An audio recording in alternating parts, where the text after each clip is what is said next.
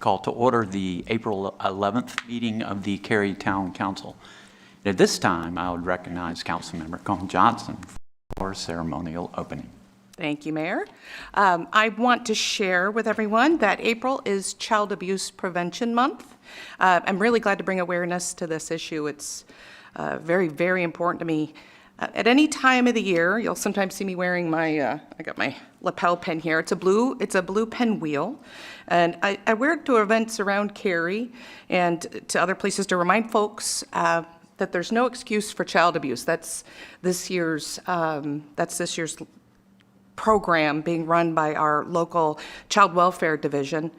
And why pinwheels? Pinwheels, they're supposed to represent the carefree way childhood should be experienced. And so I think you're going to be seeing some pinwheels around town. During the Child Abuse Prevention Month, Wake County's Child Welfare Division reminds everybody that we all play a role in supporting families and children, because ideally we really want to prevent child abuse, not respond to it after the fact. On April 4th, I joined that tireless team over at Western Wake HHS here in Cary, and we planted pinwheels and delivered a proclamation acknowledging April as Child Abuse Prevention Month in Cary on behalf of the mayor and our council. And later in April, you're going to see us plant a garden of pinwheels. It's going to be done with Cary Police Department down at the downtown park. I believe that's going to be next week, probably. That date's not exactly solid, but we're working on it. And if you're not sure how maybe you can take a step to help be part of the solution, I've got some things I'd like folks to consider. You can consider volunteering to work or mentor children through maybe your place of worship, your school, sports, or any kind of academic clubs. Or you can always donate money. Everybody needs a little bit of money with these nonprofits especially. Or you can donate your time to an organization that supports children and also supports family. That's a really key part of preventing child abuse. You can consider becoming a volunteer guardian ad litem like me and be a courtroom advocate for kids experiencing abuse or neglect. Or perhaps you can be an adult who supports teens that are aging out of foster care, villages, or the Hope Center at Pullen. So if you're interested in getting involved, please don't hesitate to reach directly out to me. I will be more than happy to point you in the right direction. You can also visit the team over at the Western Wake Health and Human Services building. It's at 111 James Jackson Avenue right here in Cary. And the one thing I want to make really crystal clear as I share this information, to those who maybe could use a little bit of help, please reach out to the folks over at the Western Wake Human Services Center. That's what they're there for. And there is absolutely no shame in reaching out when you need a little bit of help. Thank you. And please join me in the Pledge of Allegiance. I pledge allegiance to the flag of the United States of America and to the republic for which it stands, one nation, under God, indivisible, with liberty and justice for all.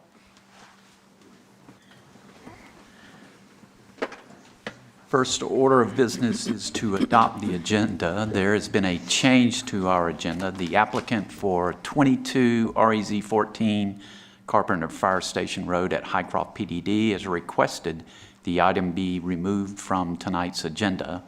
And also the manager's update is removed from tonight's meeting and will be on the next agenda. Is there a motion to adopt the amended agenda? So moved. There's a motion. Second. And a second. Discussion. All in favor, please say aye. Aye. Any opposed? Motion carries unanimously. There's one recognition tonight. We have scouts from Troop 152 in the audience earning their Communications and Citizenships and Community Badge. If you would stand up and be recognized.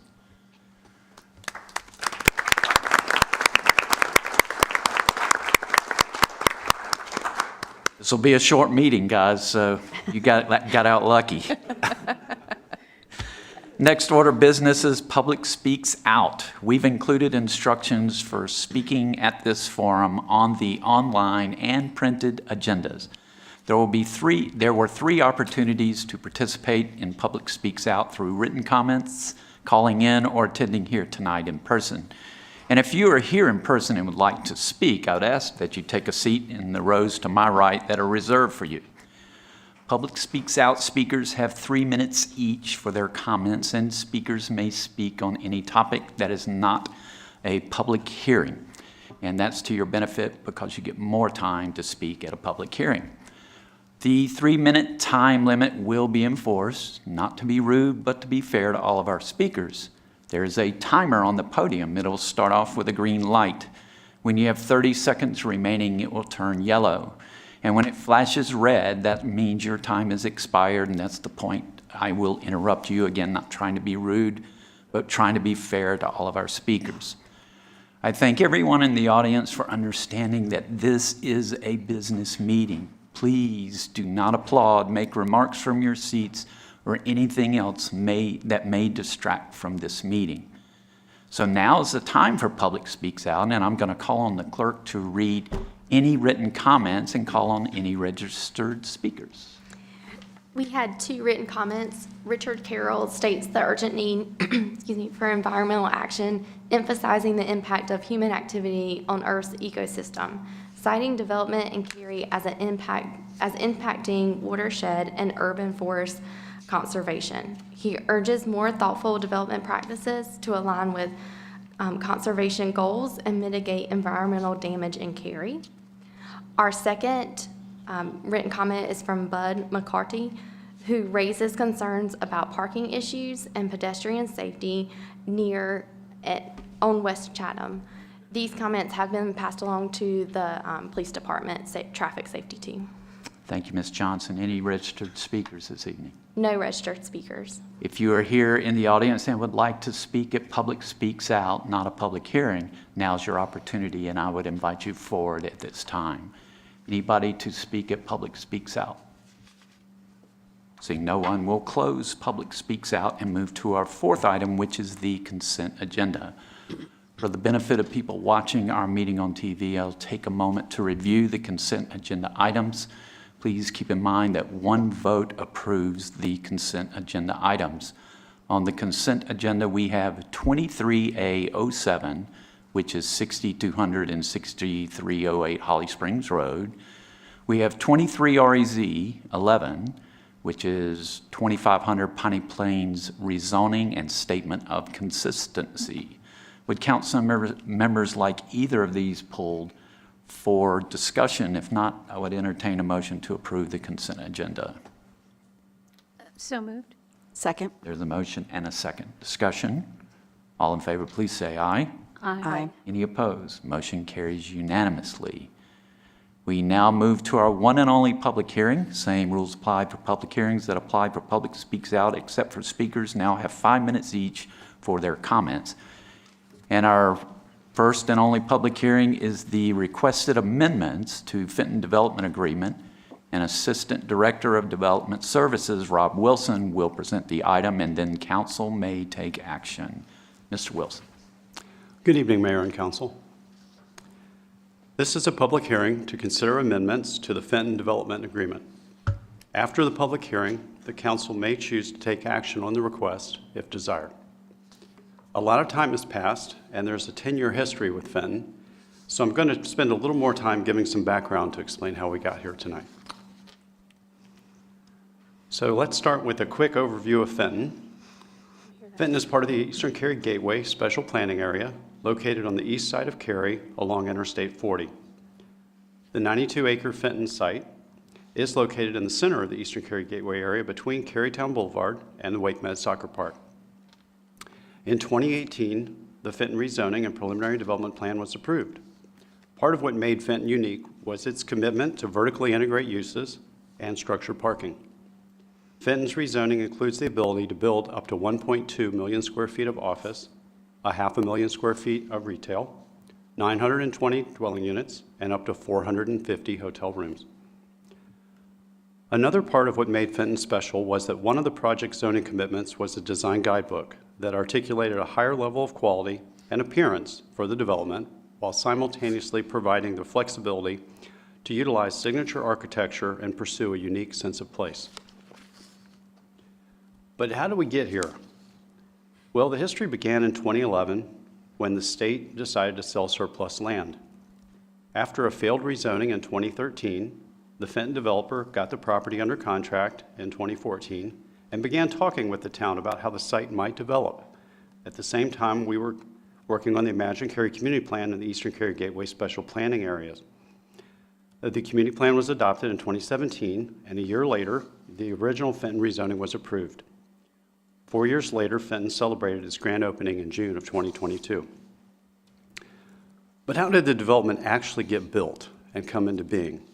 Well, it's been an evolution and a journey that's involved multiple legal and regulatory steps. For example, Fenton has involved 3 rezonings, 33 development plans, 198 building permits, and over 100 staff members in over 10 different departments. The project also involved Cary's first development agreement, which is the aspect of the project that we are here to discuss tonight. So let's do a quick overview of what a development agreement is and why we have them. A development agreement is one of the tools authorized by the state to give municipalities the opportunity to work closely with developers on large and multi-phase projects. Recognizing a developer's long-term commitment of resources and the need to coordinate the construction of public infrastructure improvements to mitigate impacts, development agreements provide the opportunity for municipalities to negotiate with developers to achieve mutually successful outcomes. Fenton's rezoning included a commitment to do a development agreement with Cary. The original agreement was adopted in 2018 and subsequently amended in 2020 to accommodate additional investors and adjust the phasing of improvements based on the preparation of detailed construction plans. The town's goals for the development agreement were to obtain public infrastructure integral to the development of both Fenton and the overall Eastern Cary Gateway area, and to create large office sites available for corporations looking to locate in Cary, and to generally help make Fenton a success. When negotiating the development agreement, and for that matter, each of the subsequent amendments, the town has also sought to get more than the minimum amount of development, encourage the project's timeline, and incentivize office uses and the establishment of a hotel at Fenton.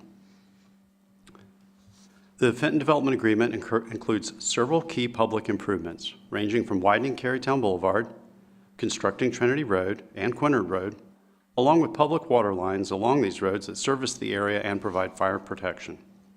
The agreement also includes installation of turn lanes and multiple traffic signals, including the I-40 ramps.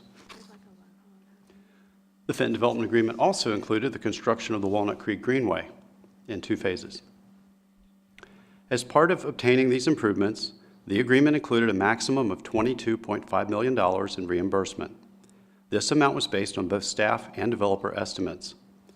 A key note is that the developer only gets reimbursed for the amount they spent, and the town's reimbursement is capped, even if the improvement exceeds the estimated cost. In order to make sure that the town actually got the desired private development in addition to the public infrastructure improvements, Fenton was broken into phases, with certain improvements being linked to each phase. In order for any improvement to be eligible for reimbursement, it's required to be complete and open to public use. And before any reimbursement can occur, the development also needed to construct and open the majority of Phase A and B. As far as Phase A is concerned, the eligibility criteria for reimbursement assumed that the anchor tenant, Wegmans, would build.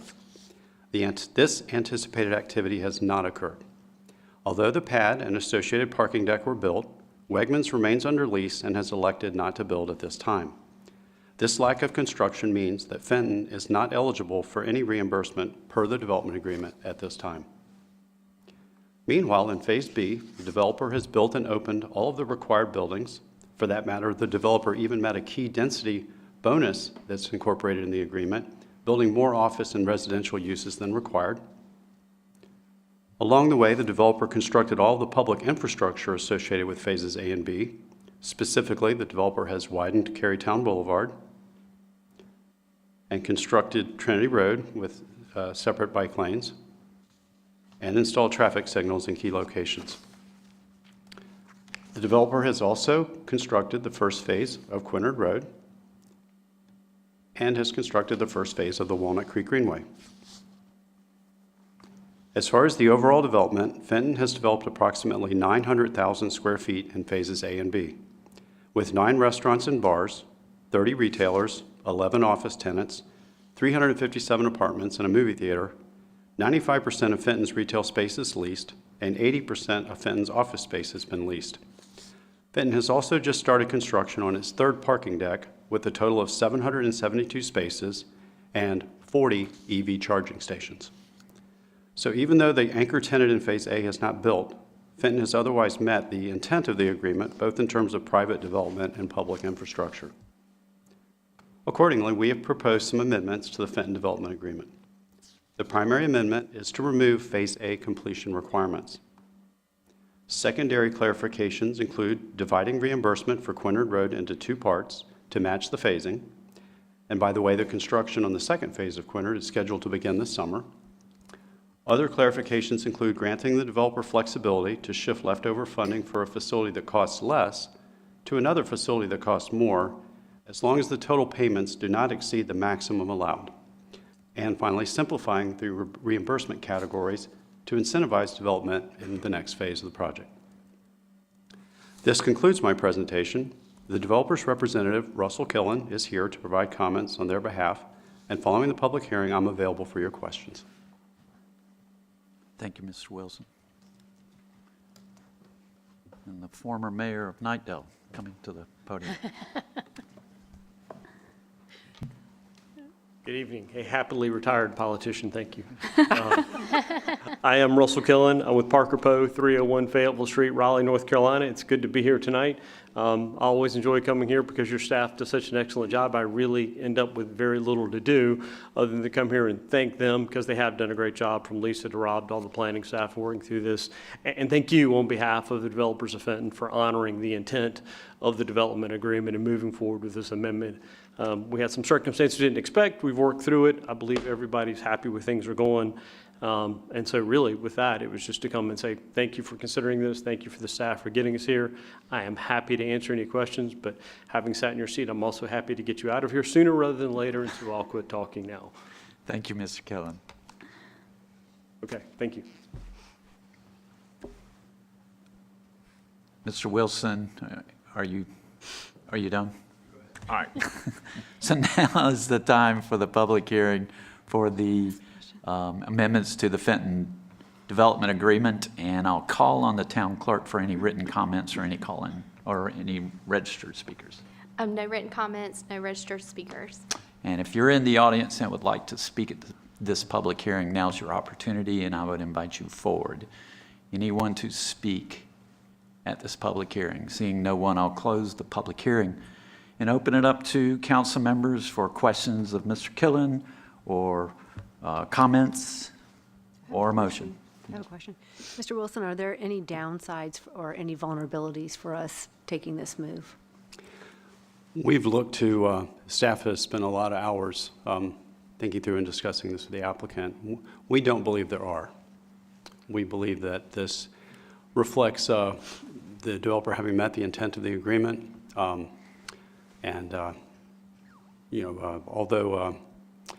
there may be different perspectives as to Wegmans' choice at this time to not build, we believe that's appropriate given the spirit of the commitment, to move forward with this amendment to allow reimbursement for the public infrastructure improvements that have been built to date. Okay. Does any part of the developer agreement for the unbuilt portions go away because we end up paying them? Like, have we satisfied the developer agreement and therefore, it's kind of like they can do whatever outside of the developer agreement, or does the development agreement stay as it has been? It stays as it has been. Okay. They've built a little over half of the improvements, so it will continue to function for the remaining improvements as they move forward with the project. Okay. Any other questions or comments? Just a question. Can you explain what it means to divide reimbursement into two parts for Quinard Road? Does that mean we're only reimbursing the part that's already been built and we'll reimburse when the rest of it's been built? Is that what's That is correct. Okay. All right. I wasn't quite sure of the terminology. And then what does it mean if leftover funding? Is there already leftover funding? What is? A quick example, if they have an improvement that was supposed to cost $5 million and they only spend $4 million, and so they leave $1 million that they didn't use in that category. But there's another item that was budgeted to cost 6, and they spend 7. They could move it across, I see. but we would not spend any more than we had originally committed and funded for the overall development agreement. I see. So there's a set amount, but how they spend that is up to their flexibility. Right. The current agreement is very specific, and it's like silos for each improvement, and there's no ability to move money between the silos. I see. This would allow the ability to move money, but again, the maximum that was originally intended all along would not be exceeded. Great, thank you. Other questions? If not, I would entertain a motion. I move that we adopt the resolution that makes findings and adopts the ordinance approving amendments to the Fenton Development Agreement. I'll second it. There's a motion and a second, and for discussion, I'll say, Mr. Wilson, I know you're very modest, but you spent a lot of time on the original developer agreement, and this is very complex, and I'm sure you've spent a lot of time on this, as well as the staff members that have been involved. So thank you for making this a successful project, and I look forward to the future phases being successful as well. But it couldn't happen without all of you doing the hard work to make this happen. And can I also just share, you noticed I didn't have any questions? That's because, that's a miracle. Really, that's because it was so clear. So I just wanted to share that. I think anybody, listening to this presentation completely understood, so thank you. Thank you for the feedback. It has been a team effort, Okay, great. so. I'm glad you said that, but I'm also glad that you went back and did the history, not just for the newest members here, which I'm sure has been great, but it's been since 2015 when we saw it first. 2016 and 17, when it was really starting. It just seems like it's quite amazing that it's been done. So that history lesson was good for us as well. So thank you for that. Yeah. 10 years. Yeah. Wow.